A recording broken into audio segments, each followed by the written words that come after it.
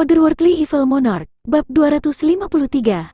Judul, Tidak ada hubungan untuk keluarga Tian. Jejak kemarahan melintas di mata Yang Mo. Kamu seorang pangeran, namun kamu bersikap sangat tidak adil kepada anak laki-laki yang terkait dengan keluarga kamu sendiri. Kamu ingin menggertak anak laki-laki untuk menyelamatkan reputasi kamu sendiri? Hanya itu yang bisa kamu lakukan? Kamu membuat aku jijik. Hanya ada satu pangeran kesetaraan di generasi kekaisaran ini. Situasi ini menjadi sangat memalukan. Jun Moxie dan Tang Yuan bisa menolak pangeran ketiga. Namun, itu bisa menimbulkan banyak masalah jika Yang Mo melakukan hal yang sama. Bahkan, bisa berujung pada perselisihan internal keluarga kerajaan. Aku mengizinkan yang ketiga, Yang Mulia. Yang Mo menggigit bibirnya saat dia berbisik. Pandangan dingin melintas di mata pria berjubah hitam yang duduk di belakang Putri Ling Meng. Dia memandang pangeran ketiga, dan kemudian mengalihkan pandangannya untuk melihat pangeran kedua dan pertama secara berurutan. Lalu dia menutup matanya dan menghela nafas panjang. Namun, dia merasakan kesedihan yang tak berujung. Ini adalah anak-anakku. Aku selalu bekerja keras untuk mengasuh penerus aku dan calon kaisar kekaisaran Tianxiang di antara ketiga putraku. Aku selalu ingin mereka mengerti bahwa gelar kaisar adalah masalah persaingan. Posisi yang menuntut pengorbanan, kemenangan dan kekalahan adalah hal yang wajar dalam hal seperti itu. Namun, dagingnya sendiri adalah dagingnya sendiri. Kalian bertiga akan menang. Tidak peduli siapa di antara kalian bertiga yang akan mendapatkan gelar setelah perjuangan pahit ini. Karena salah satu dari kalian akan menjadi kaisar, dan dua lainnya. Uluran tangannya, itu sebabnya, aku membiarkan kamu bersaing tanpa keberatan. Namun, aku berharap kamu akan menjaga persaingan ini tetap tertutup, dan tidak akan melibatkan orang lain ke dalamnya. Aku berharap bahwa kamu setidaknya akan berdiri bersama di depan orang luar karena kamu dilahirkan dari orang tua yang sama. Ikatan antar saudara harus selalu lebih kuat daripada hubungan sosial. Namun, putra ketigaku telah menindas seorang anak kecil di luar rumah lelang meskipun dia seorang pangeran. Faktanya, anak itu adalah adik laki-lakinya dan anggota keluarga kerajaan. Namun dia mempermalukan darahnya sendiri di depan umum. Namun, dua lainnya hanya acuh tak acuh karena adik laki-laki mereka mengejek dirinya sendiri. Faktanya, itu sama ketika anak kedua aku dihina sebelumnya di gerbang masuk. Saudara laki-lakinya baru saja menyaksikan dan mengejek. Anak pertamaku melawan pemimpin geng Hai Chen Feng di awal lelang. Namun, putra kedua dan ketiga aku hanya ingin membuat lebih banyak masalah untuk kakak tertua mereka. Dan sekarang, anak ketiga aku menunjukkan rasa tidak tahu malu di depan umum. Namun, kakak laki-lakinya hanya duduk dan menonton dari samping.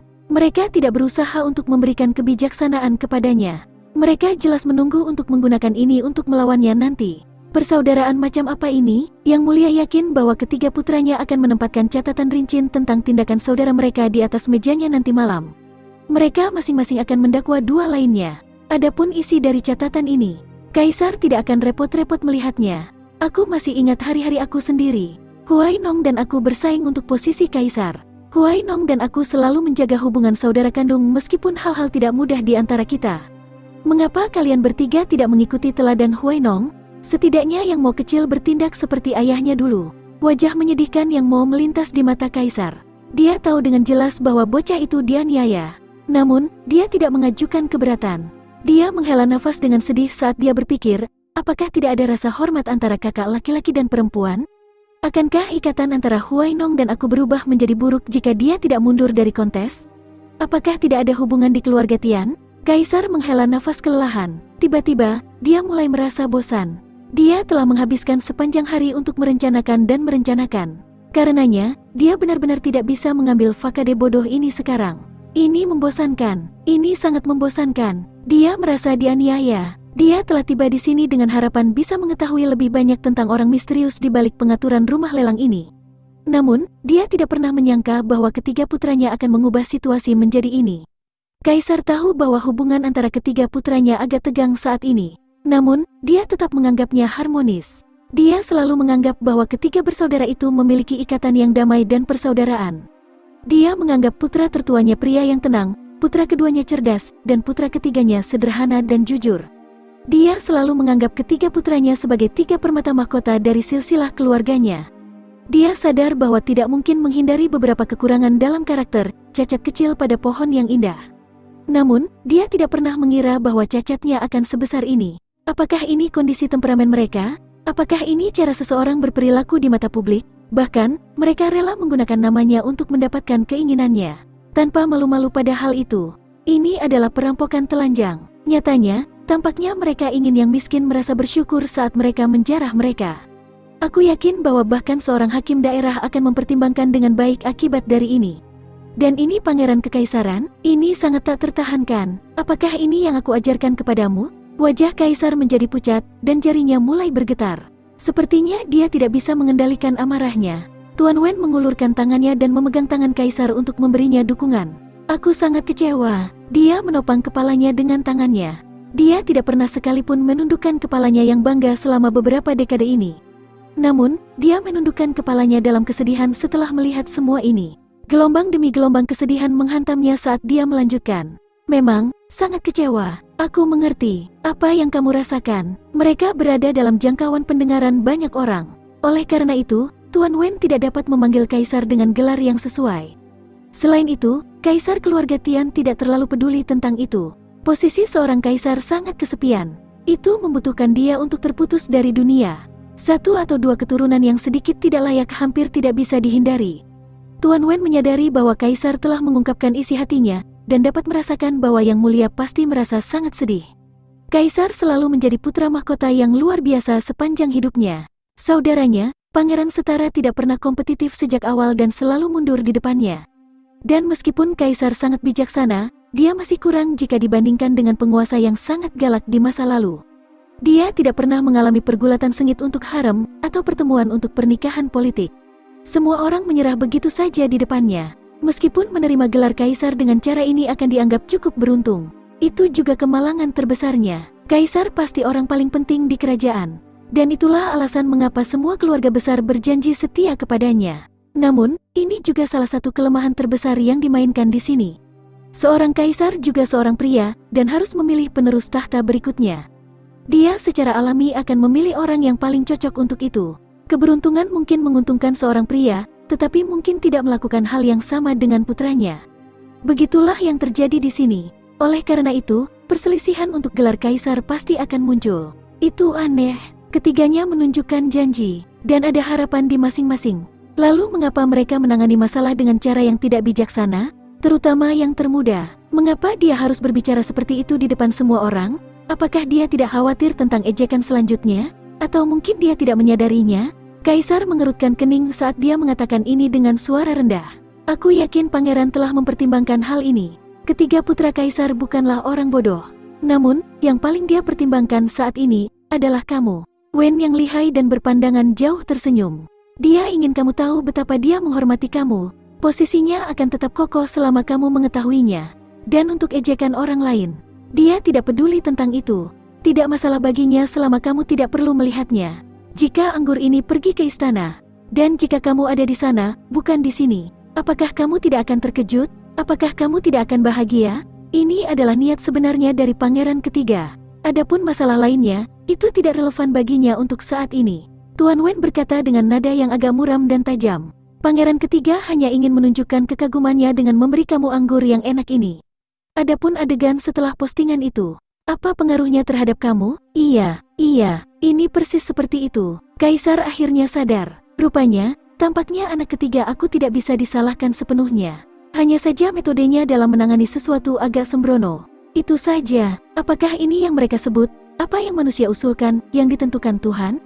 Jadi menurutmu, anakku tidak akan? Kaisar menggertakkan giginya, menghancurkan satu sama lain di masa depan? Merwen bingung kata-kata. Dia mengekang keinginannya untuk berbicara. Teman dekat aku adalah orang yang bijaksana.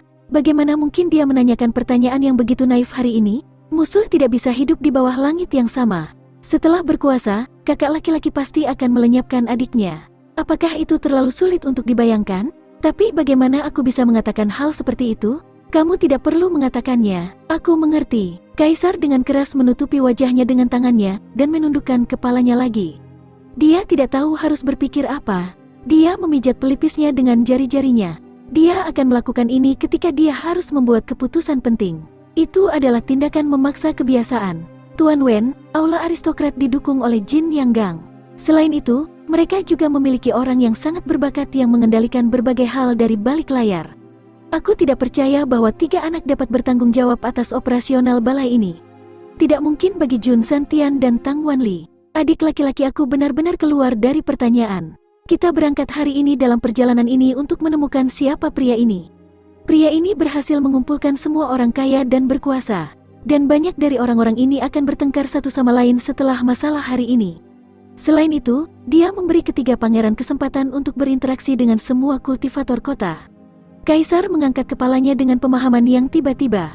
Matanya berkedip dingin. Menurutku dia tidak hanya berhasil melihat sekilas kebijaksanaan ketiga pangeran, tetapi sekarang mungkin dapat melindungi dirinya sendiri dengan membentuk koneksi dengan yang kaya dan berkuasa. Ini adalah metode yang sangat biasa untuk mengatur pertemuan dengan tuan dari keluarga yang kuat. Terlepas dari apapun niat orang ini, dia telah menggunakan penjualan botol-botol ini untuk keuntungannya. Namun, orang ini pasti tidak berhasil, dan penting bagi kita untuk menemukannya. Dan mengenai masalah tentang tiga pangeran, aku harus memberikannya pertimbangan yang cermat. Otot wajah yang mulia mengejang dengan menyakitkan. Aku akan melihat masalah itu sekali lagi untuk membuat keputusan. Putri Ling Meng, yang duduk di depan mereka, tiba-tiba merasakan tubuhnya yang rapuh menjadi kaku. Dia tidak percaya apa yang dia dengar. Itu tidak mungkin yang kudengar. Apakah aku membesar-besarkan sesuatu di luar proporsinya di kepalaku? Transaksi terakhir sudah dilakukan saat ini. Pewaris Pangeran Setara, Yang Mo, telah mundur dengan murung. Pangeran ketiga akhirnya mendapatkan 100 botol anggur yang luar biasa. Tanpa mengeluarkan apapun, dia sekarang tidak sabar untuk kembali ke istana dan menunjukkan kasih sayang. Siluet yang tenang dan tenang muncul di depan Putri Ling Meng. Bolehkah aku mendapat kehormatan, Putri? Sang putri mendongak untuk melihat cucu penasihat agung Li, Tuan Muda Li Yuran. Otherworldly Evil Monarch, Bab 254. Judul, Kebocoran Rahasia yang Tidak Disengaja. Ini Tuan Muda Li. Wajah Putri Ling Meng masih pucat, sementara pikirannya masih ragu. Tuan Muda Li pernah mengunjungi istana sebelumnya? Aku telah tiba di istana kemarin untuk bertemu dengan putri secara khusus. Namun, putri sedang sibuk dengan sesuatu yang penting, dan kita tidak dapat bertemu. Sang putri terlihat lebih cantik dari sebelumnya hari ini. Dia benar-benar memenangkan kekaguman semua orang. Li Yuran berbicara dengan lembut dan sanjungannya tidak terdengar vulgar. Suaranya begitu jelas dan canggih sehingga seseorang tidak akan merasa komentarnya tidak sopan. Bahkan jika mereka tidak benar-benar membuat orang bahagia. Tuan Muda Li berbicara dengan sangat menyenangkan. Putri Ling Meng sudah terbiasa dengan sanjungan tumbuh dewasa. Oleh karena itu, dia tidak menganggap serius kata-katanya. Tuan Muda Li pasti punya alasan untuk datang mencari Ling Meng. Aku meminta Tuan Muda Li untuk terus terang karena putri kelelahan dan ingin kembali ke istana. Aku mendengar bahwa seorang ahli misterius Kaisuan melemparkan pisau lempar untuk menyelamatkan putri ketika dia diserang oleh pembunuh. Aku pernah mendengar bahwa putri menyimpan pisau itu di koleksi pribadinya. Li Yuran dengan santai tertawa saat dia dengan santai berbicara tentang masalah itu seolah-olah itu adalah hal sepele. Apakah Yuran cukup beruntung untuk melihat pisau itu? Tapi aku tidak mengerti mengapa Tuan Muda Li ingin melihat pisau itu. Tolong nyatakan secara eksplisit alasan mengapa kamu datang ke istana, dan mengapa kamu ingin memeriksa pisau itu. Putri Ling Meng segera sadar. Mengapa orang ini ingin melihat pisau itu? Apa niatnya? Putri mungkin tidak menyadari hal ini. Namun, Yuran telah keluar beberapa hari yang lalu, dan tiba-tiba disergap oleh seorang pembunuh. Segalanya mulai terlihat buruk, dan Yuran berpikir bahwa dia mungkin menemukan dirinya di neraka. Namun, cahaya biru menyala dan melemparkan pisau ke pembunuh tepat pada waktunya. Pembunuh itu langsung mundur dan nyawa Yuran diselamatkan. Wajah Li Yuran menunjukkan kekaguman dan rasa terima kasih yang tulus. Faktanya, sepertinya dia sangat terpesona. Bantuannya telah memberi aku kesempatan baru dalam hidup, dan ini telah terukir di benak aku sejak saat itu. Yuran telah menanyakan tentang orang ini selama beberapa hari terakhir karena aku ingin tahu lebih banyak tentang dia. Sayang sekali Yuran tidak bisa mendapatkan kabar apapun tentangnya. Hanya beberapa hari yang lalu Yuran ingat bahwa putri juga pernah diselamatkan oleh pria misterius. Selain itu, kedua pria itu telah menggunakan pisau tersembunyi dari kerahasiaan untuk menyelamatkan kita. Oleh karena itu, mungkinkah dermawan kita adalah orang yang sama? Li Yuran menghela nafas. Dia baik hati. Dia menyelamatkan hidupku tanpa meminta imbalan apapun. Dia sangat mulia. Yuran terpesona dengan orang ini. Oh, Putri Ling Meng mengerutkan alisnya. Dia samar-samar bisa merasakan ada seseorang yang salah. Namun, dia tidak tahu persis apa. Orang itu pergi setelah itu. Namun, dia meninggalkan beberapa pisau lempar kecil tergeletak di tanah. Berkilau begitu indah. Li Yuran tampaknya tidak takut untuk berbagi kenangan pribadinya. Tangan kanan Li Yuran masuk ke dalam saku dadanya. Dia memancing sebentar, dan mengeluarkan 3 pisau lempar kecil dan halus. Pisau lempar ini sangat berbeda dari yang biasa ditemukan di seluruh dunia. Bilah mereka sehalus sayap jangkrik. Sang putri dapat mengetahui bahwa bilah ini dibuat oleh seseorang dengan keterampilan yang luar biasa. Dia tahu bahwa tidak akan banyak orang di seluruh kekaisaran Tianxiang yang mampu menghasilkan senjata seperti itu. Mereka sangat halus tanpa celah. Mereka sangat menggemaskan sehingga orang tidak bisa menahan diri untuk tidak membelai mereka. Namun, cahaya dingin yang berkedip-kedip dari permukaan mereka menyerupai iblis neraka yang berkedip di kegelapan langit malam. Mereka cukup tajam, dan meskipun ukurannya tidak besar, mereka cukup untuk membuat seseorang merinding. Orang dapat mengatakan bahwa pisau lempar yang lembut dan indah ini adalah senjata yang dapat dengan mudah mengambil nyawa siapapun. Bentuk pisau ini terlihat sangat mirip. Faktanya, mereka terlihat identik dengan yang aku miliki. Putri Ling Meng menghela nafas lega. Dia kemudian tersenyum dan berkata, tapi, bahan yang digunakan dalam dua varian ini sangat berbeda meskipun terlihat serupa. Aku dapat memastikan bahwa ada perbedaan besar dalam seni yang digunakan untuk membuat dua set pisau ini. Mata Li Yuran tidak meninggalkan wajah cantik putri sejak dia mengeluarkan pisau itu. Namun, dia akhirnya membuang muka dan tersenyum. Jenis senjatanya sangat mirip, tapi bagaimana aku bisa tahu mana yang lebih baik kecuali aku bisa membandingkan pedang putri dengan pedang aku? Pedang Tuan Muda Li terlihat dingin dan cukup tajam untuk menakuti siapapun. Namun, teksturnya tidak cocok untukku. Faktanya, bilah kamu bukan tandingan aku dalam hal tekstur dan pembuatan. Namun, bilahmu jauh lebih keras dari milikku. Pedang aku hanya terbuat dari besi, sedangkan Tuan Muda Li terbuat dari logam yang sangat bagus. Senjatamu memang layak disebut senjata dewa. Putri Ling Meng dengan penuh kasih sayang membandingkan senjata-senjata itu. Senjata-senjata ini pasti milik orang yang menyelamatkanku. Sang putri bisa mengetahui hal ini dalam sekejap. Hanya jenius yang tak tertandingi yang mampu membuat sesuatu yang begitu halus dan anggun. Hanya dia yang mampu membuat sesuatu yang begitu indah, namun cukup tajam untuk digunakan untuk pertahanan diri. Senjata-senjata ini elegan, namun tidak berperasaan. Berdarah namun cantik. Jika seperti itu gaya senjatanya, maka itu pasti gaya pemiliknya. Bagaimana mungkin orang biasa seperti bajingan Jun Musia itu bisa memiliki keanggunan dan keanggunan seperti itu? Orang biasa tidak akan pernah bisa menggunakan senjata tak tertandingi seperti itu. Putri Ling Meng telah berfantasi tentang penyelamatnya sejak hari percobaan pembunuhannya. Jika seperti itu adalah keanggunan dan keilahian senjatanya, maka seberapa pintar dan tidak gentar pria itu? Mungkin dia pria dengan keanggunan dan gaya yang tiada taraf. Memalukan melihat Jun Moxie berpura-pura seolah-olah dia adalah pria dengan semangat yang gigih. Dia pria yang tidak tahu malu. Seorang pria dengan semangat gigih. Yah, kata-kata ini memang tepat untuk mengomentari kepribadian pembunuh bayaran itu. Aku benar-benar tidak akan bisa membedakan antara bilahnya kecuali jika aku melihatnya di koleksi putri, bukan begitu? Aku benar-benar ingin tahu apakah kita diselamatkan oleh orang yang sama atau tidak. Mata Li Yuran tampak kuat karena kecemasan. Seolah-olah dia tiba-tiba menerima informasi tentang penyelamatnya, dan tidak bisa menahan kegembiraannya lagi. Surga telah mengasihani aku. Yuran mungkin akhirnya bisa melihat senjata lain yang dibuat oleh penyelamatnya. Kasih karunia-Nya tidak bisa diungkapkan dengan kata-kata. Oleh karena itu, aku menunggu untuk melihatnya dengan mata kepala sendiri. Bolehkah aku melihatnya? Sikap lurus Li Yuran memang menginspirasi. Bagaimana aku bisa berbeda dari hewan jika aku tidak bisa berterima kasih atas kebaikannya? Itu benar, padahal pisauku tidak sebagus Tuan Muda Li. Namun, aku masih menghargainya sebagai barang berharga. Itu tidak pernah meninggalkan aku, dan aku tidak pernah menunjukkannya kepada siapapun. Namun, aku akan membuat pengecualian karena kata-kata Tuan Muda Li jujur dan murni. Putri Ling Meng menatapnya dengan penuh penghargaan. Aku tidak berpikir bahwa dia akan begitu berbudaya dan halus. Namun, dia benar-benar pria yang jujur dan berbakat, sang putri bergumam pada dirinya sendiri saat dia mengeluarkan bungkusan kecil. Dia perlahan membukanya dan menunjukkan pisau kecil dan halus. Cahaya dingin yang terpantul dari permukaannya telah bercampur dengan aroma tubuh yang manis dan harum dari sang putri. Persis sama, Li Yuran tampak sangat bersemangat. Dia menempatkan 4 bilah di telapak tangannya. Bilahnya memang terlihat identik. Orang dapat mengatakan bahwa bahan yang digunakan untuk menuangnya berbeda, tapi ukuran dan bentuknya sama persis. Selain itu, terbukti bahwa bilah-bilah ini telah dilempar dengan metode yang sama. Surga memang sedang mengawasi. Akhirnya aku menemukanmu. Li Yuran tampak agak emosional. Jejak ekspresi dingin melintas di matanya saat dia menatap Putri Ling Meng. Matanya dengan enggan menunjukkan sedikit rasa frustrasi. Sekarang aku yakin, pembunuh keji itu dan penyelamat Putri Ling Meng berhubungan. Mereka mungkin orang yang sama. Tidak ada orang lain di dunia ini yang mampu membuat senjata ini. Putri Ling Meng hanyalah wanita yang tergoda di mata Li Yuran. Jika perlu ada pengorbanan, biarlah. Li Yuran menghela nafas. Tampaknya Tuan Muda Li dan aku telah dipersatukan oleh kasih karunia dermawan kita. Wajah Putri Ling Meng bersukaria dengan ekspresi gembira. Bahkan, dia terlihat agak malu-malu.